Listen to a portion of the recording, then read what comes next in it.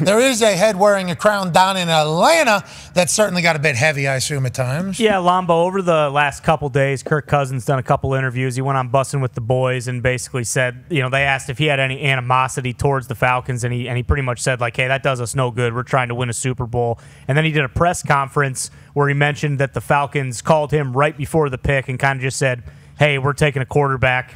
End of discussion. There really wasn't any back and forth there. Obviously, you had some thoughts about that and Super Bowl winning GM Terry Fontenot. In your words, now that we're a couple of weeks removed from the draft, has your opinion on that whole situation changed at all, or how do you feel about it now?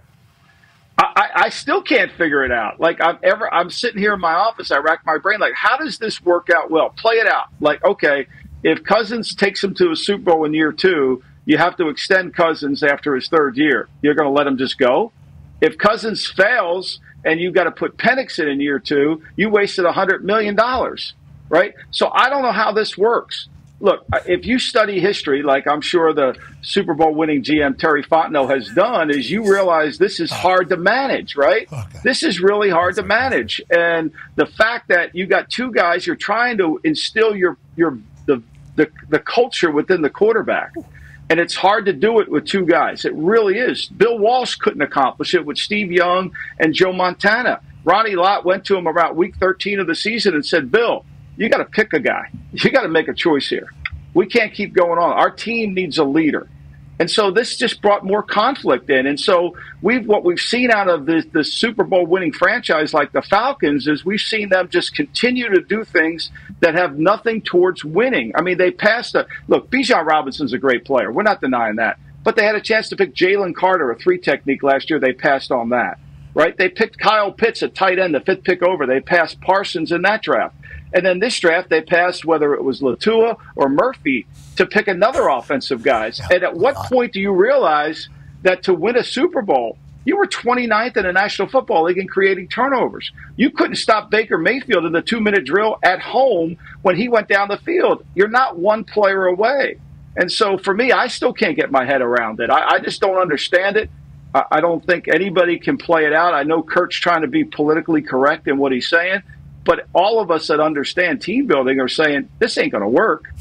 Kirk ain't a politically correct guy, though. I guess for a team, though, he would be, to build a team. I think the biggest thing with this, and if you end up with a good quarterback, I think we wasted $100 million, who cares? Mm-hmm. Like the Trey Lance, Brock Purdy situation, who cares? We end up with a good quarterback is what they'll say, and that'll be their story if it ends up working out that way.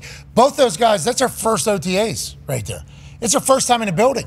You're talking about, whenever you're talking about like leadership and, who's going to be running the team, it's like, that's not just in the locker room. It's like equipment staff, training room, cafeteria, like this is Kirk's first rodeo with all these people. There isn't even like a set way of how he's going to pick balls for each game with the equipment staff. And it's like Penix, number 8 overall. Yeah.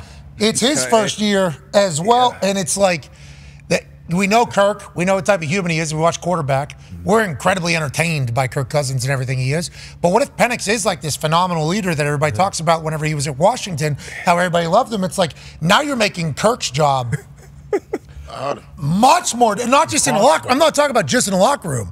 You're talking about with the fan base. You're talking about the training room, everywhere in his life. But Kirk's a veteran. They're paying him a couple $100 million. That's right. So figure it out. You got to definitely do that. And Penix, you're a top 10 draft pick. You're living your dream. Figure it out. But it is still pretty puzzling. Like, even if it ends up working out, we still will be like, how the hell? How'd they know that this is what because there's so many other questions. Maybe we get the best. Well, I mean, look, you just look at their team, right? Everything about the offseason comes down to asking yourself 2 fundamental questions. Why did we won? Why we lost, right? Why were we 7-10? And you can blame Super Bowl winning GM Terry Fontenot can blame Arthur Smith for everything, which they do. Oh, it's all Arthur's fault. Poor Arthur, he gets loaded up on. But the fact that they couldn't stop anybody in the running game. When you look at how many yards they allowed, they couldn't stop the forward pass. They gave up 27. They were 27th in the league in forcing interceptions. Like, to win a Super Bowl, you're going to have to make plays defensively. You're going to have to rush the passer in the fourth quarter. You're going to have to get off the field. And meanwhile, Penix is sitting next to you, and he's a valuable asset that you didn't use for a defensive player. It makes no sense to me, and you can spin it any way you want, but it's really. it comes down to this: the owner. The owner wanted to sign Cousins, and Super Bowl winning GM wanted to draft a quarterback, and they're both happy, and no one else is. Yeah, but if once again week 9 something happens to Kirk and Penix comes in and does great, there's going to be a full victory lap in Atlanta for how big of a brand. There's never going to be a victory lap, Pat, because here's the thing: when you build a team, you have to build your team starting with the day after the season all the way out. And so the real issue here is, yes, we need a quarterback. How do we solve that? If you're doing your job, Michael Penix, you don't have to go to Seattle in April and say, we were wowed by his workout. You could have sat at your desk in Flowery Branch as a Super Bowl winning general manager and watched that he could throw the ball through the roof. I mean, you don't need to do that. So when you're planning your team in February, you got to say, okay, here's how we solve this issue. We're going to sign Cousins. And now we're going to solve this issue with an 8th pick in the draft. See, that's called team building. This is called grab bagging. Oh, we'll take this guy. We'll take that guy. Okay.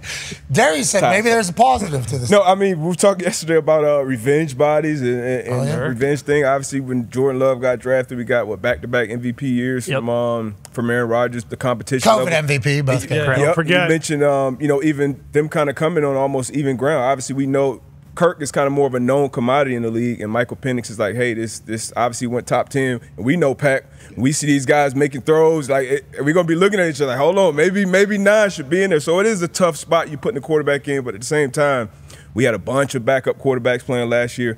It's not like Kirk is coming off a healthy year. He's coming in banged up. I understand definitely what Lombo's saying as far as building that team But, I mean, I don't think anybody up here expects the Falcons to go on the Super Bowl run this year. You go back to the Niners. They do. Everybody does. Oh, no. Tell Lombo. Oh, look at the odds. No. They think they're one player away. They are the favorite of this. There's no similarity between Jordan Love and Aaron Rodgers because they picked Love in the 20s, right? They picked him in the bottom. You're talking about a top 10 pick. Well, Aaron's also been there. Aaron's been there for 18 years at that time, or 17 years. And they knew he was kind of disgruntled, and they just gave $100 million of Ben Franklin's out. They just gave $100 million out. Seriously. You talked about the Niners with the Joe Montana, Steve Young situation. Joe Montana told us that he said, let's put our salaries on the line. Let's compete against it. Easy. Let's compete against it. Him and Steve. Obviously, that ends with 2 great quarterbacks playing concurrently after each other, which is obviously a beautiful thing, which is what Atlanta is hoping for. But in the time being, there will be a lot of questions answered as this schedule continues to roll out this evening and the NFL season actually starts.